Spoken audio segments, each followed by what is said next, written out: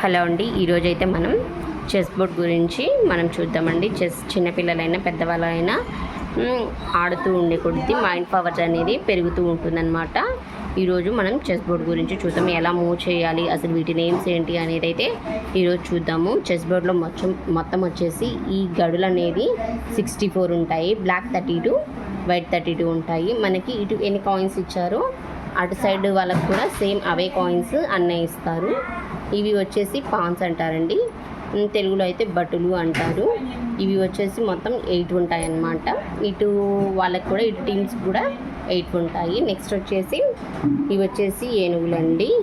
ఏనుగులు అనేవి ప్రతి టీంకి 2 ఏనుగులు ఉంటాయి, ఇక్కడ ఒకటి ఇటొకటి. వీటిని చెస్ బోర్డ్లో ఏమో రూక్స్ అని పిలుస్తారు. సేమ్ ఇటు కూడా చూడండి, మనకి 2 ఉన్నాయన్నమాట. బ్లాక్ 2 ఉంటాయి, వైట్ అనేవి 2 రూక్స్ ఉంటాయి. నెక్స్ట్ వచ్చేసి ఇది గుర్రం అండి.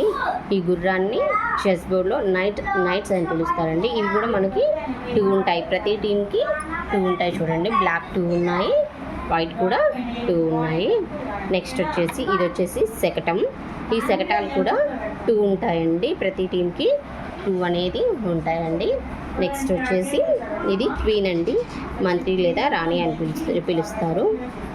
ఇక్కడ కూడా సేమ్ ఎదురుగానే ఉంటాయి. చూడండి, ప్రతిదీ కూడా ఎదురుగా ఉంటుంది. ఏనుగుకి ఏనుగు, గుర్రానికి గుర్రము, నెక్స్ట్ శకటానికి శకటము, కింగ్ కూడా చూడండి ఎదురుగా ఉంది. నెక్స్ట్ వచ్చేసి వీటిని పాన్స్ అని పిలుస్తారు. ఓకే అండి, వీటి నేమ్స్ అయితే ఇప్పుడు చూసాం కదా. అసలు ఇవి ఎలా మూవ్ అవుతాయి, ఈ గేమ్ ఎలా ఆడాలి అనేది అయితే చూపిస్తాను చూడండి.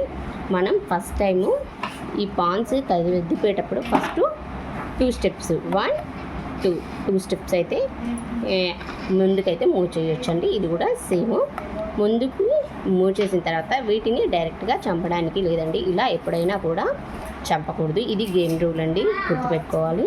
జస్ట్ మనకి ఇట్లా ఆపోజిట్గా మాత్రమే, క్రాస్గా మాత్రమే చంపడానికి ఉంటుంది. వన్స్ ఒకసారి ఇవి ముందుకు వచ్చిన తర్వాత బ్యాక్ వెళ్ళడానికి అయితే లేదండి, ఓన్లీ ముందుకు మాత్రమే స్టెప్స్ వేయాలి. మనము డైరెక్ట్ గినక మన సిపాయి గినక అవతల టీంలో డైరెక్ట్ ఇలా వచ్చేసినట్లయితే మనం ఈ ప్లేస్లో డైరెక్ట్గా ఈ టీంకి లాస్ట్ వరకు వెళ్ళింది కాబట్టి మన దాంట్లో ఒక కింగ్ కానీ క్వీన్ కానీ నెక్స్ట్ గుర్రం కానీ ఏదైనా ఆ ప్లేస్లో ఏదని మనమైతే తెచ్చుకునే రైట్స్ అయితే ఉంటాయండి. ఇది ఒకటి గేమ్ రూల్ అండి. నెక్స్ట్ వచ్చేసి తర్వాత ఇది మాత్రం ఒక్కొక్క స్టెప్పే వెళ్తుంది. ఫస్ట్ 2 స్టెప్స్, తర్వాత ఒక్కొక్క స్టెప్పే వెళ్తుంది అనమాట, డైరెక్ట్గా చంపడానికి లేదు. ఇది ఒకటి గుర్తుపెట్టుకోవాలండి, ఓన్లీ ఇలా క్రాస్లో మాత్రమే చంపాలి. అలా మనం ఫైనల్ దాకా ఇక్కడ దాకా వెళ్తే మనము ఒక పావుని మన ఇష్టమైన దాన్ని తీసుకొని వచ్చుకోవచ్చు అనమాట. ఆ ప్లేస్లో క్వీన్ కానీ గుర్రాన్ని కానీ నెక్స్ట్ రుక్కుని కానీ మనం ఏదైనా తెచ్చుకోవచ్చు అనమాట. మనకి అదొక బెనిఫిట్ అండి. నెక్స్ట్ వచ్చేసి ఇవి ఎలా మూవ్ అవుతాయి అనేది చూపిస్తానండి. పాన్స్ గురించి చెప్పా కదండి. నెక్స్ట్ ఇప్పుడు ఇవి చూడండి, ఈ కింగ్ మాత్రం ముందుకు కానీ వెనక్కి కానీ జస్ట్ 1 స్టెప్ మాత్రమే మూవ్ అవుతుందండి, అంతకంటే ఎక్కువ మూవ్ అవ్వదన్నమాట. ఒకవేళ రాజుకి చెక్ పెడితే గేమ్ అనేది ఓవర్ అవుతుందండి. నెక్స్ట్ ఇది వచ్చేసి మంత్రి అండి. మంత్రి వచ్చేసి క్వీన్ అని చెప్పాను కదండి. ఈ క్వీన్ అనేది మనకి ఇలా స్ట్రైట్గా అయినా వెళ్ళిద్ది, బ్యాక్ అయినా వస్తుంది, రైట్ అయినా లెఫ్ట్ అయినా, నెక్స్ట్ ఇలా క్రాస్గా కూడా మూవ్ అవుతుందండి. ఈ క్వీన్ వచ్చేసి ఎలా అయినా ఈ క్వీన్ అనేది వెళ్తుందనమాట. Right left, front, back, cross మొత్తం అనేది ఇదైతే మనకి మూవ్ అవుతుందండి. ఎంత దూరమైనా మూవ్ అవుతుంది, మనకి ఏది అడ్డు లేకపోతే మాత్రమే. ఇక్కడ ఏదైనా అడ్డు ఉంటే ఇది దాటి వెళ్ళడానికి లేదండి. సో మనకి ఏమీ అడ్డు లేకపోతే ఎంతవరకు క్రాస్ కావాలంటే క్రాస్, స్ట్రైట్ కావాలంటే స్ట్రైట్, బ్యాక్ కావాలంటే బ్యాక్, దీనైతే మూవ్ చేసుకోవచ్చు. నెక్స్ట్ ఇప్పుడు వచ్చేసి ఇది చూద్దామండి. శకటము ఇది బ్లాక్ షేడ్లో ఉంటే ఓన్లీ బ్లాక్లో మాత్రమే వెళ్తుందన్నమాట. చూడండి, బ్లాక్లో ఒకటి వైట్లో ఒకటి ఉంటుంది. బ్లాక్లో ఉన్నది బ్లాక్లో మాత్రమే మూవ్ అవుతుంది, ఫ్రంట్ బ్యాక్ ఇలా క్రాస్గా. ఇట్లా కావాలంటే ఇలా కావాలంటే ఇలా స్ట్రైట్ మాత్రం వెళ్ళదండి అసలు, ఇది ఒకటి గుర్తుపెట్టుకోవాలి.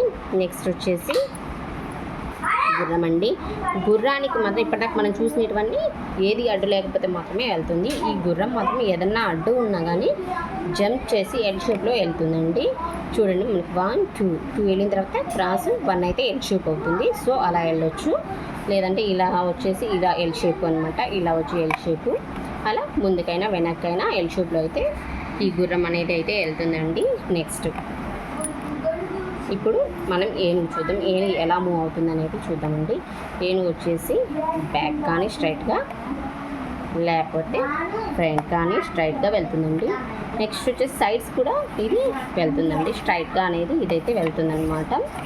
చూస్తున్నారు కదా, ఇదండి ఈరోజు చెస్ బోర్డ్లో గేమ్ అనేది ఇలా ఆడాలండి. పిల్లలకి పెద్దలకి అందరికీ సింపుల్గా అర్థమైందని అనుకుంటున్నా. ఇంకా ఏమన్నా డౌట్స్ ఉంటే కామెంట్ చేసి చెప్పండి. Thank you.